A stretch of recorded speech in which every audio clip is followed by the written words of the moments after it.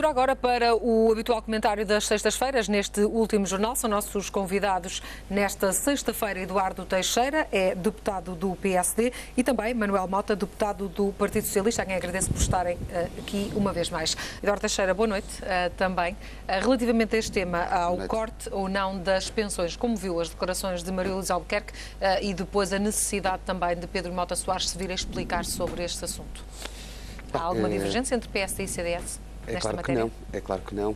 Há, de facto, uma preocupação comum, que parece que não é uma preocupação do Partido Socialista, pelo menos não tem sido, que é a questão da sustentabilidade do atual sistema da Segurança Social. E isto não é uma questão atual, é uma questão já bem antiga e que deveria preocupar todos.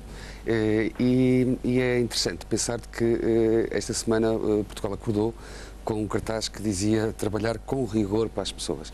Esta preocupação do Partido Socialista de, até por o fenómeno que se está a passar com o seu antigo ex-primeiro-ministro, pôr em cima da mesa a palavra rigor, bem demonstra a preocupação que tem este partido em querer salientar algo de que de facto não houve no passado.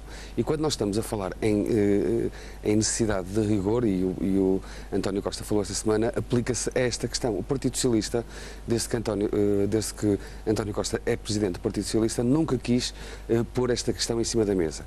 E é bom que tivesse aqui também esta palavra rigor, que Portugal acordou esta semana, se lembrasse o que no memorando da Troika o Partido Socialista negociou e assinou. E que diz, ipsis verbis, o seguinte: reduzir as pensões acima de 1.500 euros de acordo com as taxas progressivas aplicadas às remunerações do setor público a partir de janeiro de 2011, com o objetivo de obter poupanças de pelo menos 445 milhões de euros. Ou seja, o Partido Socialista de António Costa, que esta semana diz que é bom pensar nas pensões já formadas, nas pensões em pagamento e que há que garantir a confiança das pensões futuras, é o próprio Partido Socialista de António Costa que introduziu a questão e a palavra cortes nas pensões. Mas, bem, era governo na época, esqueceu-se disto tudo, esta palavra rigor que aplica, e agora vem novamente pôr em causa esta questão. O que disse a senhora Ministra das Finanças, não fugindo à questão, foi que há de facto um problema de sustentabilidade.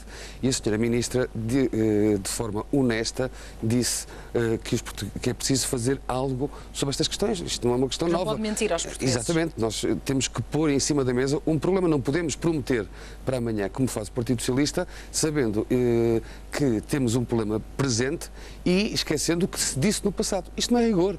Isto é, de facto, utilizar a demagogia de alguém que quer chegar ao poder por chegar e não fala a verdade aos portugueses. Considera, portanto, que a redução da TSU que é proposta pelo Partido Socialista agrava ainda mais a situação da Segurança Social? Outra incoerência. Vimos João Galamba ainda esta semana dizer que não é por essa via que se cria emprego. Eu gostava aqui de contrariar aqui os dados que foram dados, meu caro e bom colega, dizendo o seguinte: aqui não foi em função do Tribunal Constitucional que Portugal cresceu. Portugal está a crescer de forma sustentada e de grau a degrau. Basta ver os números, Rita, que chegaram esta semana, previsões do INE, em que a economia está a crescer neste trimestre, no primeiro trimestre do ano, cresceu 1,5% mais face ao primeiro trimestre homólogo do ano passado. E face ao último trimestre, ou seja, o último trimestre do ano, a economia cresceu mais 0,4%. E, portanto, anualizado, 0,4 vezes 4, está a crescer de forma sustentada e crescente. E, portanto, não foi no ano passado, quando quando o Manuel Mota falava do crescimento do ano passado, é verdade, o país cresceu, e vai crescer em 2015, irá crescer em 2016, é porque o está a fazer de forma sustentada e trimestre a trimestre de forma crescente.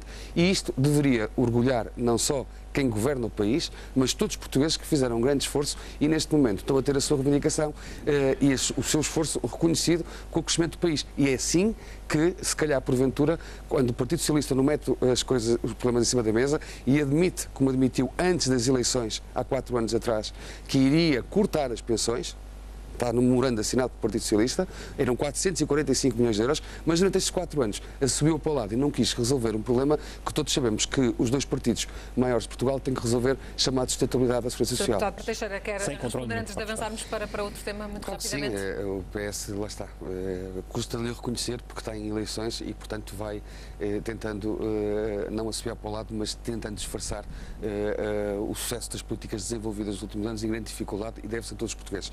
E eu gostava aqui de realçar um facto. Eu falei em crescimento sustentado de facto e é verdade. O PS, a receita do PS para o futuro é aquela do passado. É tentar crescer, mas depois de acabar por não crescer, com base em aumento da despesa. E nós não podemos voltar ao passado. Nós tivemos, durante vários anos, um país que se aproximava de zero de crescimento, não crescia de facto, mas era suportado nos gastos do Estado e suportado no consumo. Nós hoje temos, pela terceira vez, no último século, e há 70 anos que não se verificava, no último século, volto a frisar, pela terceira vez no último século e há 70 anos que não se verificava, temos uma balança comercial positiva. E temos, de facto, já não durante um ano. E temos, porque precisamente não é pelo aumento da despesa que nós crescemos, nem suportado na questão, essencialmente, do consumo pela via das importações. Não, a nossa economia está mais competitiva. Há aqui um dado que também é importante pôr em cima da mesa. Portugal hoje subiu no ranking da competitividade e na afirmação. Ainda temos um caminho a percorrer, com certeza, mas hoje todos percebem que Portugal se está a afirmar pelo lado da economia. Eu vou dar 2 ou 3 exemplos, Carla, Ana Rita, que eu acho que são específicos. Nós fizemos as jornadas Portugal Faz Bem no grupo parlamentar do PSD e queria dar aqui uma palavra positiva aos empresários e aos trabalhadores que reagiram com positividade, produzindo, e a eles se deve esta questão de a nossa balança comercial ser positiva. Nós hoje temos, por exemplo, aqui na região norte, uma fábrica que produz fraldas, que é autossustentável para todas as crianças que nascem no país e que produz tão só 1 milhão de fraldas por dia.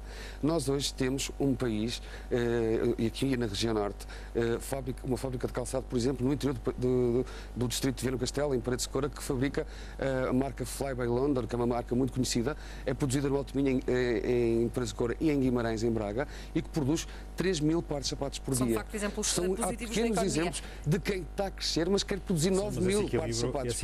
E essa ambição temos que avançar é sustentabilidade para criar emprego. Temos que avançar e pronto. Eduardo Teixeira, está também preocupado com todo este processo de partilha das preocupações dos autarcas desta região? Ou acredita que, de facto, é um negócio que vai avançar e ter os melhores resultados? Bem, em primeiro lugar, temos que acreditar na justiça e, portanto, se há uma terceira providência cautelar que não é travada por resolução administrativa do próprio Estado, mas é travada pela justiça, não dando fundamento à decisão e à providência em si, significa que nada há ou à partida, pelo menos, tranquiliza-nos mais nesta questão. Também sabemos que é uma questão preocupante, todos têm, aqui na região norte, são 2 importantes empresas, mas, Carla, Ana Rita, se me permitisse fazer aqui um paralelismo com o que se passou esta semana, com a vinda do Sr. Primeiro-Ministro para avaliar um modelo de subconcessão que foi implementado nos estaleiros navais de Viana do Castelo, eu queria dar isto como um exemplo de facto de sucesso.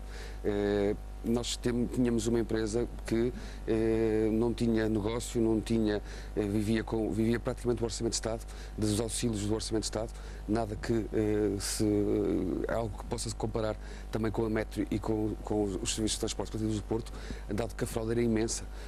Havia 3,8 mil autos que eram levantados. A diferença aqui que há um pagamento ainda não é apenas da operação, porque a operação é viável, mas aqui a operação é viável, claro, na questão do metro. Muito bem. Essa questão não se põe. Por isso é que o Estado também concessiona, só que no problema, às vezes eu levanto esta questão porque ouvi o meu colega falar da opção em privatizar e a opção em concessionar. E fazer aqui um paralelismo com os estaleiros navais. Os estaleiros navais, num ano só, apenas num ano, eu lembro-me que faz hoje um ano ainda estávamos a discutir na Comissão de Inquérito e a inquirir os autarcas, os antigos presidentes, portanto nem vai a um ano, mas a empresa iniciou formalmente há um ano. E passado um ano a empresa já tem ao seu serviço, tinha 609 trabalhadores, hoje tem 200 diretos e a trabalhar de forma indireta tem mais 320, ou seja, tem 520 trabalhadores e com negócios em perspectiva e, portanto, sem endividamento, capitalizada, investiu 3 milhões e nós temos que olhar... Aqui de um serviço público, de transportes, não há riscos aqui que a operação seja reduzida e que... Temos que acreditar que o facto da Justiça não ter travado com a providência cautelar este processo faz-nos crer que a decisão que foi tomada foi acertada e que garante com certeza os interesses dos nortenhos, dos portugueses e do próprio Estado. Vamos acreditar que assim seja. Eduardo Teixeira, agradeço-lhe uma vez mais por ter estado connosco no último jornal. Obrigada também, Manuel Mota, por ter estado connosco e bom fim de semana aos dois. Obrigado, igualmente.